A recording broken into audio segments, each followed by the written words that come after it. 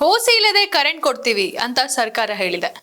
ಆದ್ರೆ ಜನರು ಹೇಳ್ತಿರೋ ಪ್ರಶ್ನೆಗೆ ಸರ್ಕಾರದ ಹತ್ರ ಉತ್ತರ ಇದೆಯಾ? 2025 ಏಪ್ರಿಲ್ 4ರ ನಂತರ ಮನೆ ಕಟ್ಟಿದವರ ಗತಿ ಏನು?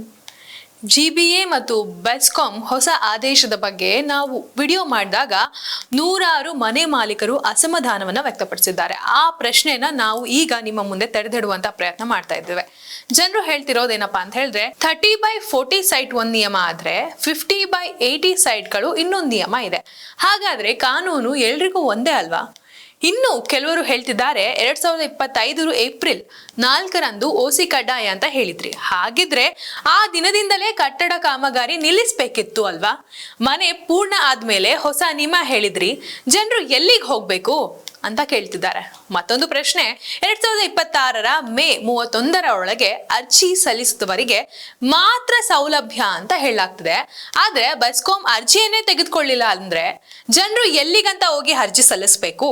ಇನ್ನ ಕೆಲವರು 4 ರಿಂದ 5 ವರ್ಷಗಳಿಂದ ತಾತ್ಕಾಲಿಕ ಕರೆಂಟ್ಗಳಿಲ್ಲದೆ ಜೀವನ ನಡೆಸ್ತಿದ್ದೇವೆ ಅಂತ ಬೇಸರವನ್ನ ಸಹ ವ್ಯಕ್ತಪಡಿಸಿದ್ದಾರೆ. ಇನ್ನು ಕೆಲವರು ಭ್ರಷ್ಟಾಚಾರ ಹೆಚ್ಚಾಗ್ತಿದೆ, ಇದನ್ನ ತಡಿಬೇಕಂದ್ರೆ ಹೊಸ ನಿಯಮನೇ ಜಾರಿ ಆಗ್ಬೇಕು ಅಂತ ಆರೋಪ ಮಾಡ್ತಿದ್ದಾರೆ. ಒಟ್ಟಿನಲ್ಲಿ ಸರ್ಕಾರದ ವಿರುದ್ಧ ಜನರು ಹೋಗ್ತಿಲ್ಲ, ಆದ್ರೆ ಒಂದು ಸ್ಪಷ್ಟ ಉತ್ತರಕ್ಕಾಗಿ ಜನ ಕಾಯ್ತಾ ಇದ್ದಾರೆ.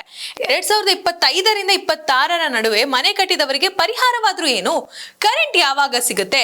ಒಂದೇ ನಿಯಮ ಎಲ್ರಿಗೂ ಜಾರಿ ಆಗ್ಬೇಕು. ಇಂತಹ ಹಲವಾರು ಪ್ರಶ್ನೆಗಳನ್ನ ಸರ್ಕಾರಕ್ಕೆ ನೇರವಾಗಿ ಪ್ರಶ್ನೆ ಕೇಳ್ತಿದ್ದಾರೆ. ಇದಕ್ಕೆ ಸರ್ಕಾರವೇ ಉತ್ತರ ಕೊಡಬೇಕು.